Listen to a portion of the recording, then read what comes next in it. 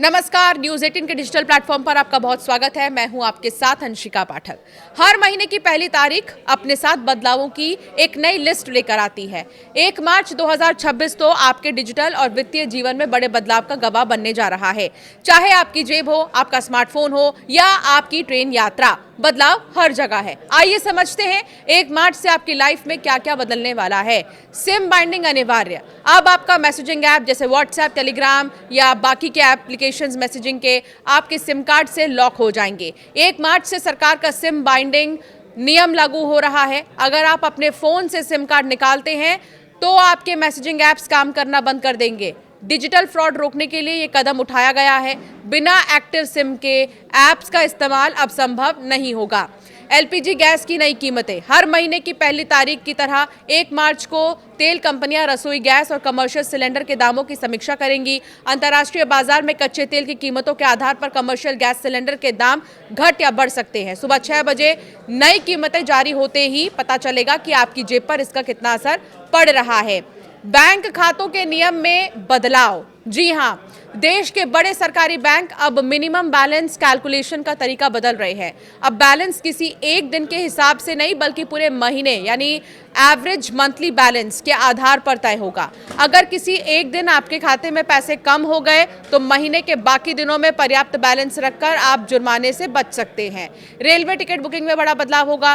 Train से सफर करने वालों के लिए एक बड़ा तकनीकी अपडेट है। 1 मार्च से पुराना यूटीएस ऐप काम करना बंद कर सकता है। अब आपको जनरल टिकट, प्लेटफॉर्म टिकट और अन्य सुविधाओं के लिए रेल वन ऐप का इस्तेमाल करना होगा।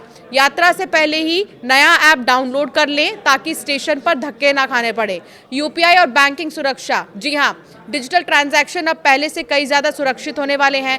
बैंकों ने हाई वैल्यू ट्रांजैक्शन के लिए अतिरिक्त सिक्योरिटी वेरिफिकेशन लागू कर दिया है। अगर आप बड़ी रकम ट्रांसफर करते हैं तो अब आपको बायोमेट्रिक या एक्स्ट्रा ऑथेंटिकेशन की जरूरत पड़ सकती है।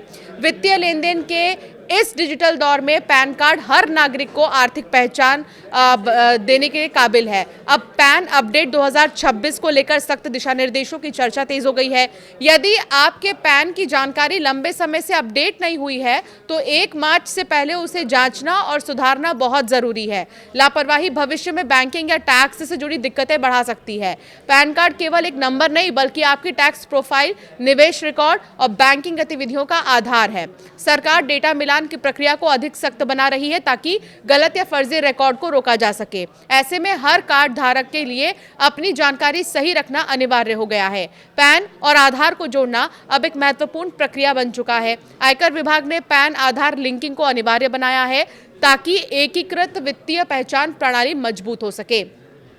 अगर किसी व्यक्ति का पैन आधार से लिंक नहीं है तो वो निष्क्रिय हो सकता है। निष्क्रिय पैन के साथ आयकर रिटर्न दाखिल करना, बैंक खाता खोलना या बड़ी राशि का निवेश करना मुश्किल हो सकता है। इसलिए आधार लिंकिंग को प्राथमिकता देना समझदारी है। तो ये कुछ बदलाव हो रहे हैं। इसके अलावा अगर आप हवाई यात्रा कर रहे हैं तो 1 मार्च के बाद से कुछ और बदलाव होंगे। हवाई यात्रा में क्या होंगे, आप 48 घंटे के अंदर जो है अपना टिकट कैंसिल करते हैं तो आपको रिफंड मिलेगा। अभी क्या है, आपके लिए आपके कुछ अमाउंट डिडक्ट हो जाते हैं, लेकिन ऐसा नहीं होगा 1 मार्च के बाद से। अगर आप हवाई यात्रा कर रहे हैं और किसी कारणवश आपको टिकट कैंसिल करना पड़ गया तो 48 घंटे के अंदर अगर आप टिकट कैंसिल करते हैं तो आपका पूरा रिफंड आ जाएगा, आपके पैसे नहीं कटेंगे। तो ये कुछ बदलाव 1 मार्च से हो रहे हैं, जरूर इसका ध्यान रखें।